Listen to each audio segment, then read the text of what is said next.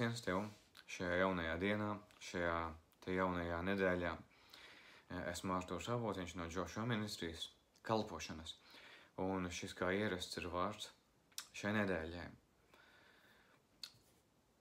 Apostolis Pāvils savā vēstulē Filipiešiem 2. nodaļā raksta par to visu, ko Jēzus Kristus izcieta priekš tevis, priekš manis, tātad priekš visiem cilvēkiem pasaulē. Un mēs lasam, piemēram, 9. pantā, ka Dievs Jēzu arī ir ļoti paaugstinājis. Es to pašlaik saviem vārdiem saku, bet šo rakstu vietu vari izlasīt arī pats pie sevis mājās. Tātad Dievs paaugstināja Jēzu un dāvināja viņam vārdu pāri visiem vārdiem. Tālāk mēs lasām, lai Jēzus vārdā locītos visi ceļi, debesīs un zemes virsū un arī pazemē. Mēs redzam, ka Jēzus izcieta, viņš cieta mūsu dēļ, viņš atdeva savu dzīvību mūsu dēļ, un Dievs viņu ir ļoti paaugstinājis. Un Jēzus tagad ir sēdināts pie Dieva, pie Tēva labās rokas, viņš ir debesīs, viņš tur valda, un tad, kad mums visapkārt ir mūsu kaut vai, piemēram, ikdienas steiga, dažādas lietas notiek, vai, piemēram, mūsu darba vietās, skolās, kurš cilvēks ikdienā dara, tajā ikdienas skrējienā notiek dažādas lietas, un neviens nevar mainīt to, ka Jēzus viņš ir tur augšā, viņš ir pāri visām šīm zemes lietām, lai cik arī šīs zemes lietas mums neliktos svarīgas, jāizdara dažādi darbi, pienākumi, rūpes, arī nāk raizes brīžiem, mēs par kaut ko uztraucamies, bet šodien vēlējos atgādināt katram no mums, ka ir tik svarīgi saprast to, ka Dievs ir pāri visām šīs pasaules lietām, šīs pasaules darbiem. Jā, protams, mums ir savi darbi, pienākumi, mums tie ir jāizdara un jāpaveic, un tas jau arī nav par to, bet tas ir par to vairāk, tad, kad mūsu prāts sāk uztraukties, mēs sākam raizēties, mums ir stress, nemiers un tam līdzīgas lietas. Mēs pat brīžiem, kā cilvēki, nezinām, ko lai iesāk. Ko lai dara, kā lai tiek galā ar kādiem darbiem, pienākumiem un tam līdzīgajām lietām, bet svarīgi atcerēties.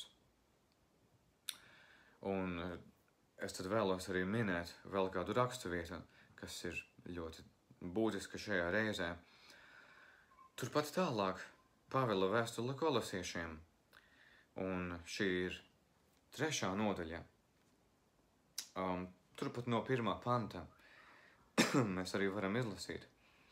Ja nu jūs ar Kristu esat augšām cēlušies, tad tiecieties pēc tā, kas augšā, kur ir Kristus, kas paaugstināts pie Dieva labās rokas. Savas domas vērsiet uz augšām, ne uz zemes lietām.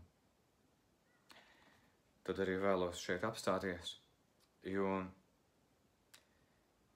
mēs zinām, mēs saprotam, ļoti labi to apzināmies, arī bez šaubām ticam, ja esam piedzimuši no augšienes un pieņēmuši Jēzu par savu glābēju. Mēs absolūti ticam tam, ka Jēzus ir tur augšā, viņš valda, viņš kontrolē visas lietas, bet tad, kad nāk kādas raizes, stress, grūtības dzīvē, gadās tie brīži, kad mūsu skatiens tomēr kaut kā ir noslīdējis nedaudz uz leju projām no Dieva, no Jēzus.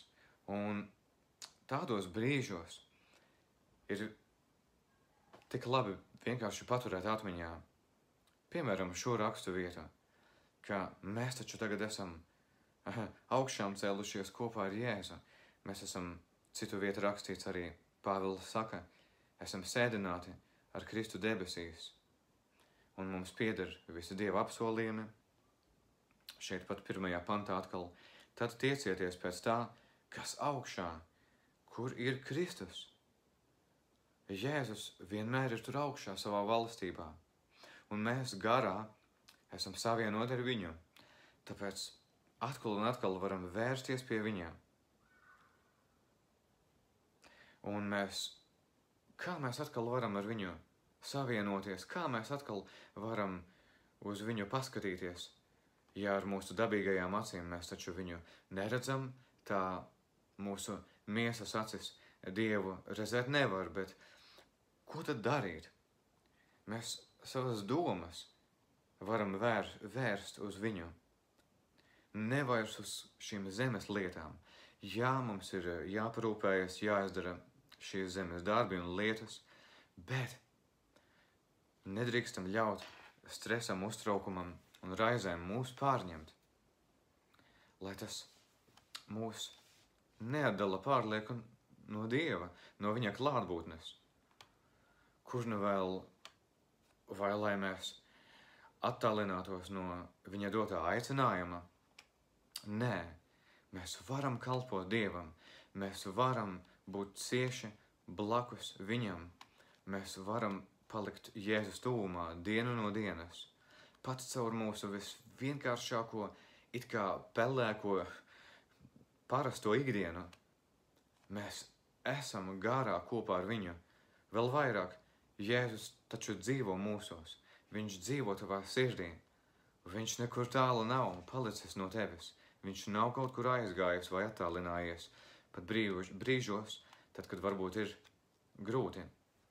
Un it sevišķi kādos grūtību uztraukuma brīžos, pat ja priekšā ir kādas svarīgas lietas, tie varbūt skolā, skolēniem ir eksāmenu laiks, šajā te, ja ir maija mēnesis, ja tuvojas vasaras sākums vai vēl vairāk jūnijas, dažādi pārbaudījumi, es kā piemēru minu šīs skolas, universitātes vai tam līdzīgi, bet pāri visām lietām, pāri visām šīs zemes lietām un pat brīžiem uztraukumiem un raizēm vērs savas domas, domā par Jēzu.